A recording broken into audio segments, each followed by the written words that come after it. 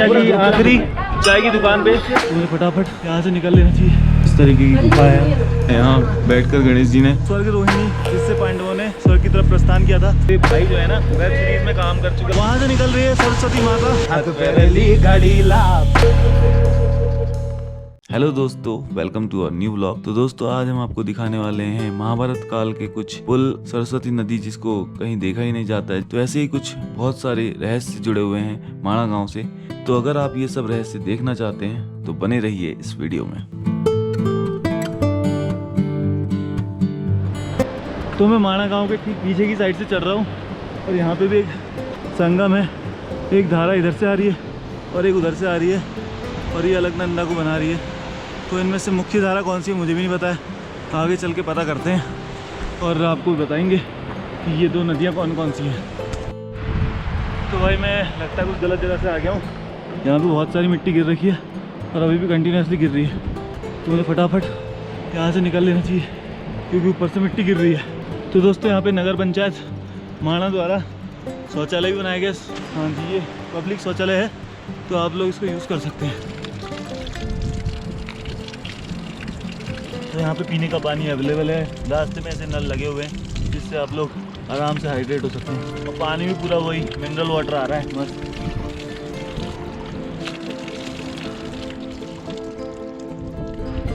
तो भाई फाइनली हम लोग बद्रीनाथ से पैदल 3.5 किलोमीटर ट्रैक करने के बाद पहुँच गए माणा गाँव में। और यहाँ पे बहुत सारा क्राउड पहुँच चुका है अभी क्योंकि अब सीज़न स्टार्ट हो गया है। तो अभी फ़िलहाल हम लोग यहाँ देखने वाले हैं भीम पुल, केशव प्रयाग और भी बहुत सी चीज़ें हैं। लास्ट दुकान जो है चाय की वो भी देखेंगे क्योंकि ये लास्ट गांव है इंडिया चाइना बॉर्डर पे। तो यहाँ से जो है ऊपर इंडियन आर्मी ने रोड बनाई हुई है, वहाँ वैसे हम लोगों का जाना रेस्ट्रिक्टेड है। तो वहाँ पे सिर्फ आर्मी की गाड़ियाँ ही जाती हैं। तो फ़िलहाल हम लोग एक्सप्लोर करते हैं इस विलेज को और यहाँ पर जो भी पॉपुलर प्लेसेस हैं वहाँ चलते हैं। पिछले 15 मिनट से वेट कर रहा था अपने साथियों के लिए बट वो मुझे मिले नहीं। तो भाई मैं जा रहा हूँ अभी गणेश गुफा की तरफ। तो भक्तों अभी हम हैं गणेश गुफा में। तो गणेश गुफा की कहानी कुछ इस तरीके की है कि यहाँ पर गणेश जी द्वारा जो व्यास जी ने वर्णन किया था महाभारत और पुराणों का, तो उसको लिपिबद्ध किया गया था। तो इसी गुफा में बैठ कर के गणेश जी ने उनको लिपिबद्ध किया था। तो इसके पीछे लंबी चौड़ी कहानियाँ हैं, वो अभी हम आपको बताते हैं आगे चलते चलते। तब तक देख लेते हैं कि गणेश गुफा है कैसे। तो यहाँ से है गणेश गुफा का रास्ता और कुछ इस तरीके की गुफा है। अभी बहुत से लोग यहाँ प्रवेश करे हुए हैं और यहीं पर जो स्थान है यहाँ बैठकर गणेश जी ने महाभारत और पुराणों को लिपिबद्ध किया था। ये लोगों ने यहाँ डाल रखे हैं, पैसे अटकाए हुए हैं। तो इस तरीके की है गुफा। तो यहाँ से निकलते हैं। अब ये इसका जीर्णोद्धार किया गया बाद में, तो यहाँ पे मंदिर बनाया गया है। पुराना मंदिर जो था पत्थरों से बना हुआ था, अब ये कुछ नया बना दिया है इधर। और इसके बारे में हमको यहाँ पे पंडित जी बैठे हैं, उन्होंने बताया कि गणेश जी से जब आग्रह किया गया, जब गणेश जी को स्मरण किया गया लिखने के लिए, तो उन्होंने एक शर्त रख दी थी व्यास जी से कि भाई मैं तभी लिखूँगा इसको जब मैं एक बार भी नहीं रुकूँगा इसको लिखने के लिए।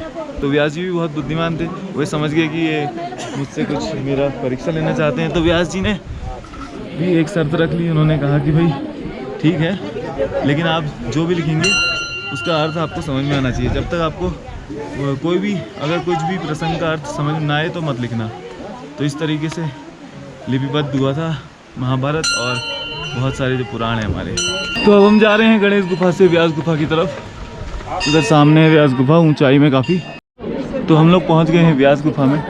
इसमें लिखा हुआ है कि ये 5326 साल पुरानी गुफा है, लेकिन यहाँ पे साथ में ये भी लिखा है कि फोटोग्राफी अलाउड नहीं है। तो मैं यहाँ पे कैमरा बंद करूँगा, अंदर चलते हैं, फिर आपके साथ शेयर करूँगा कि अंदर का क्या एक्सपीरियंस था।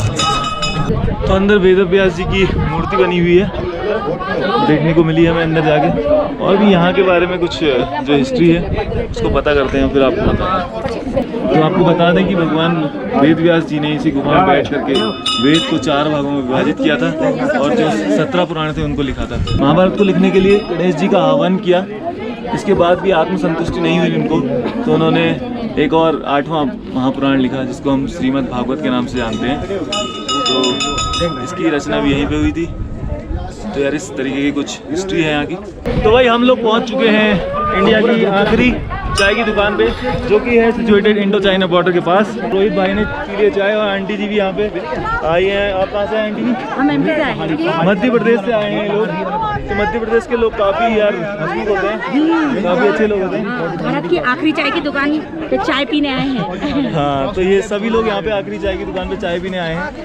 तो कैसा लगा आपको उत्तराखंड में? हाँ, it was very interesting tour. कहाँ कहाँ गए आप?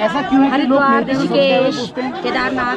तो मतलब आप सेम जगह से आ रहे हैं, हम लोग भी उधर से आ रहे हैं। जी जी जी। तो भाई ये है लास्ट इंडिया की चाय की दुकान।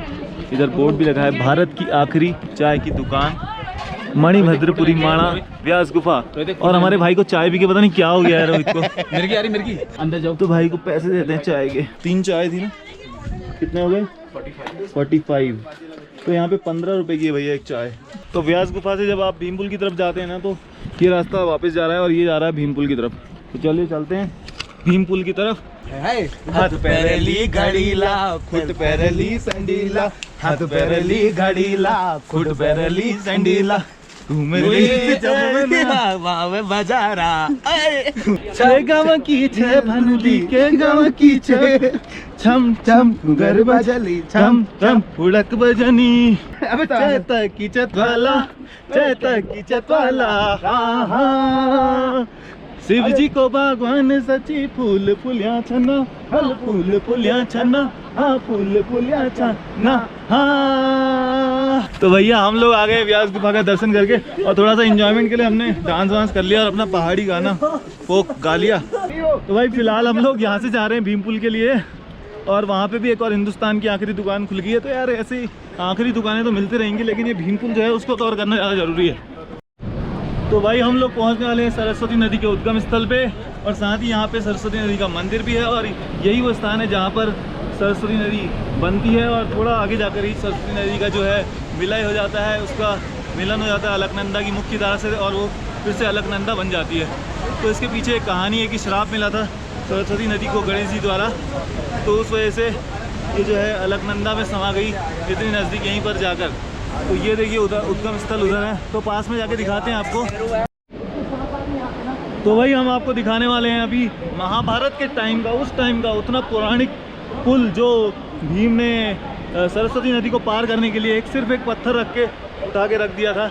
वो महाबली थे, उसकी शक्ति का प्रमाण आपको यहीं से मिलता है। देखिए आप, कितनी बड़ी जो पत्थर की शिला है, ये देखिए इतनी बड़ी शिला को उठा करके भीम ने यहाँ रख दिया था। अब फिलहाल इसके ऊपर से थोड़ा सा दीवार का कंस्ट्रक्शन कर दिया गया है, लेकिन ये जो पत्थर है ये सिर्फ एक ही पत्थर है, सिंगल पत्थर, जिस पे पुल पूरा टिका हुआ है। तो यही है भीम पुल। तो हिंदुस्तान की आखिरी दुकान में हमने चाय तो पी ली थी, उसके बाद एक आखिरी दुकान यहाँ है, फिर एक ऊपर है, और कुछ नई नई आखिरी दुकानें यहाँ बन रही हैं। 1 2 3 4 और आखिरी दुकानें बनने वाली हैं। तो भैया जो मेन आखिरी दुकान है वो उधर ही है, पुरानी वाली जो है व्यास गुफा के पास।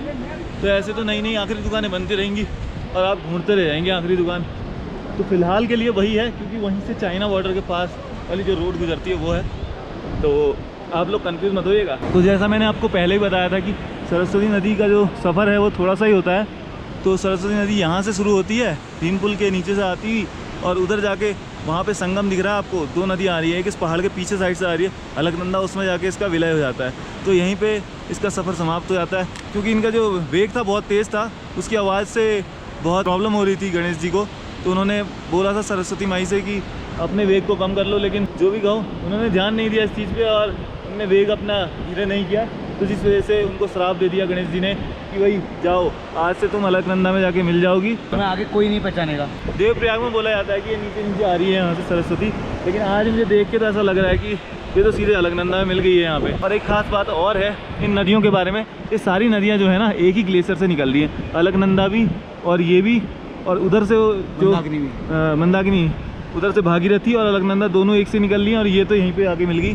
तो भागीरथी और अलकनंदा दोनों एक ही ग्लेशियर से निकल करके अलग अलग जाके अलग अलग पूरा सफ़र तय करके वापस देवप्रयाग में एक ही मिल जाती हैं और गंगा कहलाती हैं, जिसको आप दुनिया की सबसे पवित्र नदी मानते हैं। तो हम लोग पहुंच गए हैं सरस्वती मंदिर में। यहाँ पे सरस्वती माता का मंदिर है, और ये है सरस्वती माता साक्षात अपने विकराल रूप में। इनका वेग इतना तेज़ है कि इसकी आवाज़ से शायद हमारे माइक में हमारी आवाज़ भी नहीं आ रही होगी। तो आप देख सकते हैं कि कितना खतरनाक आवाज़ आ रही है नदी की, और कितना खतरनाक इसने जॉर्ज यहाँ पे बना दिया है पानी को काट करके। तो यही है सरस्वती नदी और हम आपको ले जा रहे हैं इसके उद्गम स्थल पर। तो हम पहुँच गए ठीक सरस्वती नदी के उद्गम स्थल पे।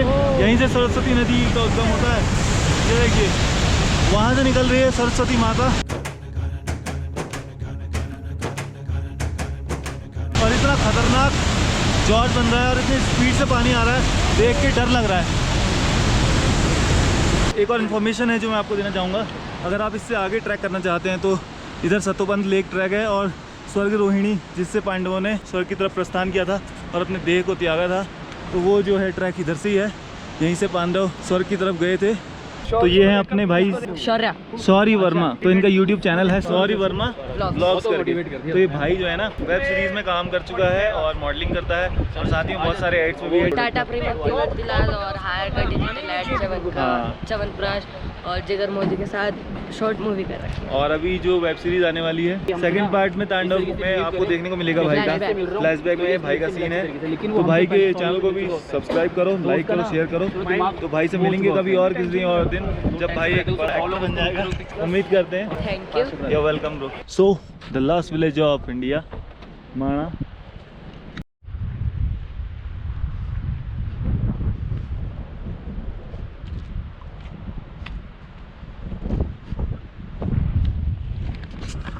तो BRO यहाँ पे हमको विश कर रहा है हैप्पी एंड सेफ जर्नी। तो थैंक यू BRO, आपने ये रोड्स वगैरह बनाई यहाँ की ताकि हम लोग इजीली यहाँ पे ट्रैवल कर पा रहे हैं। हम लोग पहुँच चुके हैं अभी जोशीमठ। इससे पहले की वीडियो में आपने देखा होगा कि हमने कैसे बद्रीनाथ में यात्रा की और बद्रीनाथ में जो जो प्लेसेस थे वहाँ आपको घुमाया। माणा से लेकर के वहाँ पे व्यास गुफा थी, गणेश गुफा थी और उनकी क्या क्या रहस्य थे वो सब आपको बताए। तो आज हम लोग जोशीमठ आ गए हैं। वैसे हमारा प्लान था तुंगनाथ जाने का, बट वहाँ पे हमें सुनने में आया कि वहाँ के लिए कोई शेयर टैक्सीज नहीं है। तो हम लोग कर रहे हैं बजट ट्रिप और हम लोग ये सब आप लोगों को कैसे बजट में ट्रैवल करते हैं वो दिखाने के लिए कर रहे हैं। और खुद ही अगर बुकिंग में जाएंगे तो यार ये वीडियो का कोई फ़ायदा नहीं है। तो इसी वजह से हम लोग ने अभी डिसाइड किया कि हम लोग जोशीमठ ही रुकेंगे और वहाँ से हम लोग पूरा चेकअप करेंगे कि भैया कहाँ कहाँ जाने के लिए यहाँ से शेयरिंग टैक्सीज अवेलेबल हैं। तो अगर वहाँ पे अवेलेबल होगा तो हम लोग कल जाएंगे तुंगनाथ को, अगर नहीं होगा तो हम लोग दूसरी जगह जाएंगे। तो चलते हैं। अभी फ़िलहाल तो हमको ढूंढना है एक बढ़िया सा होटल जो कि हो फिर बजट में एज यूजुअल। तो मिलते हैं आपसे सीधे होटल रूम में। फाइनली हम लोग पहुंच गए हैं जोशीमठ में। एक कमरा हमें मिल गया वही काली कमली वाले। उनका यार काफी बजट रूम्स रहते हैं तो हम लोग ढूंढ ही रहे थे आश्रम कहीं मिल जाए। बद्रीनाथ में ढूंढ रहे लेकिन बद्रीनाथ में इससे पहले हमें मिल गया एक अच्छे रेट में, तो हम वहीं रुक गए।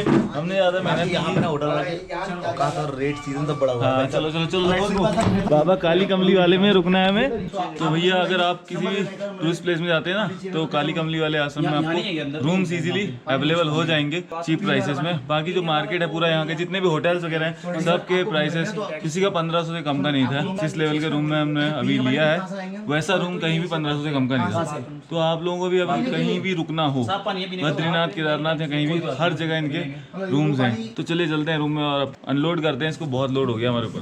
तो सारा सामान अनलोड हो गया है रूम में, सब कुछ हमने बिखेर दिया देखो भाई।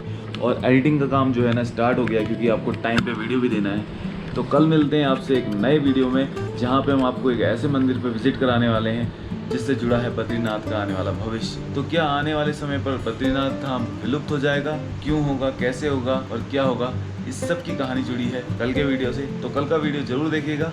मिलते हैं आपसे कल एक नए वीडियो में। तब तक के लिए bye bye, take care and love you all.